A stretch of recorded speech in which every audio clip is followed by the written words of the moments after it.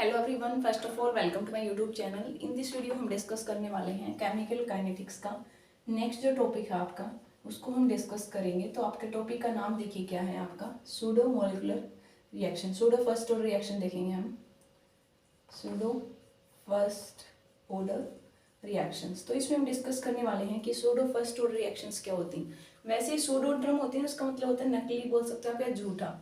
That means आपको देखने में तो वो, जैसे हम ये रिएक्शंस डिस्कस करेंगे तो आप अगर रिएक्शंस को देख रहे हो एक्सपेरिमेंटली जब ऑब्जर्व, जो हम एक्सपेक्ट कर रहे थे कि ये सेकंड ऑर्डर की होने वाली, लेकिन एक्चुअल में मिलती हमें फर्स्ट ऑर्डर की, तो उन रिएक्शंस को हम बोलते हैं first order, pseudo first order reaction. इसमें कंडीशन क्या होती है कि मान लो कि जैसे A प्लस बी है, आपके reaction C plus D product की फॉर्मेशन कर रहे हैं, तो एक रिएक्टेंट की जो कंसंट्रेशन है वो लार्ज एक्सेस में ले लेते हो आप, बहुत ज़्यादा ले लेते हो।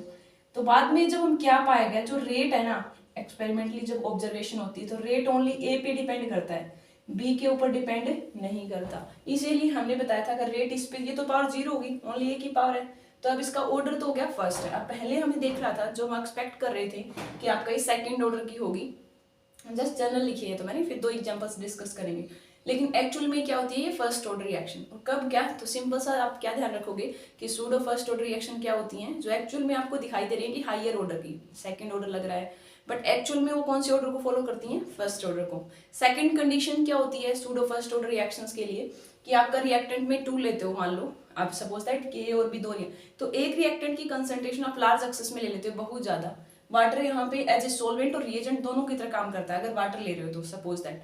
तो क्या हो जाता है कि एक आपका, मान लो दो रिएक्टेंट थे, एक आपने बहुत ज्यादा एक्सेस में ले लिया, तब एक्सपेरिमेंटली क्या ऑब्जर्वेशन मिली कि जो रेट है ना आपका, वो डिपेंड ही नहीं करेगा जो आपने बहुत ज्यादा एक्सेस में जो लिया है ना, सिर्फ ए के ऊपर ही डिपेंड करेगा। तो इसके दो एग्जाम्पल्स होते हैं। तो पहला एग्जाम्पल अगर डिस्कस करें तो आपका क्या होता है, हाइड्रोलाइसिस ऑफ, दो एग्जाम्पल करने हैं आपको, हाइड्रोलाइसिस ऑफ इथाइल एसीटेट। ठीक है, अब हम तो बताएंगे आपको कैसे। इथाइल एसीटेट, तो सबसे पहले फार्मूला लिख लीजिए, इथाइल एसीटेट C2H5। अब आपको पता है ना एसीटेट क्या होता है, CH3COH, इथाइल है तो दो कार्बन। अब उसमें हाइड्रोलाइसिस कर रहे हो, दैट मीन्स आप वाटर डाल रहे हो, तब क्या प्रोडक्ट बन जाता है यहाँ पे, तो एक हो जाता है आपका एसिड और दूसरा हो जाता है आपका अल्कोहल C2H5OH। ठीक है, तो इसमें क्या हो जाता है, जो वाटर होता है ना वो होता है आपका लार्ज एक्सेस में, मतलब अमाउंट बहुत ज्यादा में ले रखा है। यहाँ पे वाटर एज ए सोलवेंट भी काम करता है रिएक्शन में और एज ए रिएजेंट, तो हमें बहुत ज्यादा एक्सेस में लेना पड़ता है। तो एक्सपेरिमेंटली इस रिएक्शंस का क्या मिला, जो रेट है आपका कि अब ओनली किसके ऊपर डिपेंड करता है, इसके ऊपर, इथाइल एसीटेट की कितनी कंसंट्रेशन ले रहे हो, वही आपका रेट डिटरमाइनिंग फैक्टर होगा।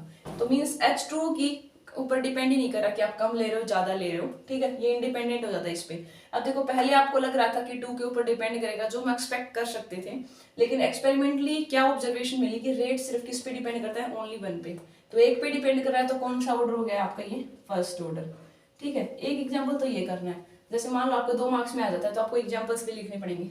एक होता है आपका हाइड्रोलाइसिस ऑफ कैन सुगर। ठीक है, हाइड्रोलाइसिस ऑफ कैन सुगर। अब आपको पता है सुगर का फार्मूला C12H22O11, C11 होता है, C11H22O11। आप हाइड्रोलाइसिस करते हो तो क्या क्या बन जाता है, C6H12O6 प्लस में C6H12O6, ये होता है आपका ग्लूकोज, मान लो दोनों का फार्मूला सेम होता है, ये होता है फ्रैक्टोज। ठीक है, बस इसमें एल्डिहाइड ग्रुप होता है, उसमें कीटोन।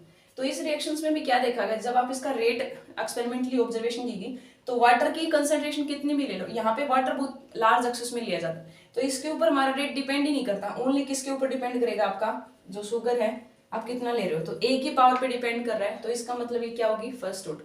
तो ये दो एग्जांपल मिलते हैं आपको, हाइड्रोलाइसिस ऑफ इथाइल एसीटेट और हाइड्रोलाइसिस ऑफ कैन शुगर, गन्ना बोलते हैं शुगर। तो उसको जब हाइड्रोलाइसिस करते हो तो दो प्रोडक्ट बनते हैं आपके, ग्लूकोज प्लस फ्रैक्टोज। ठीक है, अब ये तो आपने देख लिया कि दो रिएक्शन और कौन सी क्या होती है, जब एक रिएक्टेंट की कंसंट्रेशन बहुत लार्ज एक्सेस में, तो रेट एक ही टर्म पे डिपेंड करेगा, दूसरे पे क्या हो जाता है, इंडिपेंडेंट। अब ये किसको, वो भी सारा काम वहीं करेंगे, जो फर्स्ट ऑर्डर के लिए हमने इंटीग्रेटेड रेट ला देखी थी ना, वहीं क्या आई थी फर्स्ट ऑर्डर के लिए, 1/T 2.303 log ऑफ, अगर ए नोट की टर्म में लिख रहे हैं y में ए, एक यहाँ पे क्या होता है, ए नोट इनिशियल कंसंट्रेशन और ए कंसंट्रेशन होती है आफ्टर टाइम टी। तो कई बुक्स में आपको ए की जगह यहाँ पे a माइनस एक्स भी लिखा मिल सकता है, ऐसे भी आ सकता है वो a by a minus x, दोनों का मीनिंग सेम है। आप कंफ्यूज होते हैं यहाँ पे टी लिख लो, कि कंसंट्रेशन आफ्टर टाइम टी के बाद। मीनिंग क्या है इसका, मान लो ए रिएक्शन थी बी में, तो आप टाइम टी 0 पे चेक कर रहे हो, तो रिएक्टेंट स्टार्टिंग में मान लो कि ए है उसके अमाउंट, तो बी तो कुछ बना ही नहीं है, सब स्टार्टिंग टाइम टी के बाद मान लो कि ये एक्स इतनी अमाउंट बन गई, तो इसमें से कितना बच गया,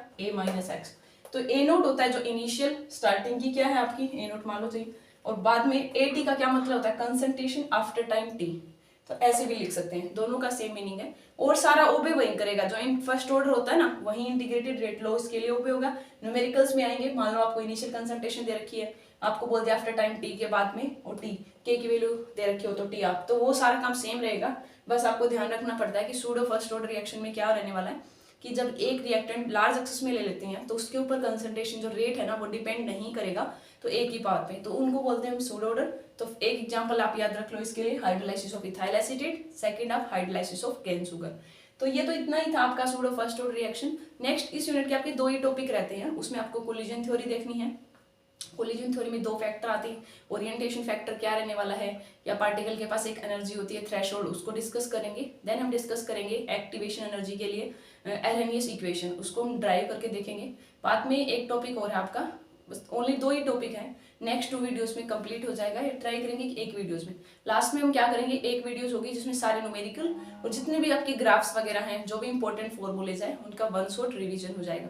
ठीक है, तो आई होप आपको समझ आ रहा होगा। जिन स्टूडेंट्स ने पहले वाली 2 वीडियोस ऑलरेडी अपलोड हो चुकी है, नहीं चेक किए हैं तो आप वो देख सकते हो। ठीक है, 3 वीडियोस हो चुके हैं आई थिंक, स्टार्टिंग की 2 पहले में हमने बेसिक करवाया, सेकंड में ऑर्डर मोलिकुलरिटी क्या होती है, क्या डिफरेंस होता है। मोलिकुलरिटी कोई पूछे तो इस रिएक्शन की भी 2 ही रहने वाली, क्योंकि 1 और 2 है, मोलिकुलरिटी 2 होगी बट ऑर्डर यहाँ पे फर्स्ट होता है। नेक्स्ट जो थर्ड वीडियोस थी उसमें हमने डाला इंटीग्रेटेड 0 ऑर्डर के लिए, फर्स्ट ऑर्डर के लिए आपका क्या रेट लो के अकॉर्डिंग आता है, रेट कांस्टेंट और हाफ लाइफ टाइम क्या होता है, ये थिंग्स हम डिस्कस कर चुके हैं। अगर आप स्टूडेंट्स बोलोगे कि आपको सेकंड ऑर्डर या थर्ड ऑर्डर की भी रिक्वायरमेंट है तो आप कमेंट कर दीजिए, हम उस पर भी वीडियोस बना देंगे।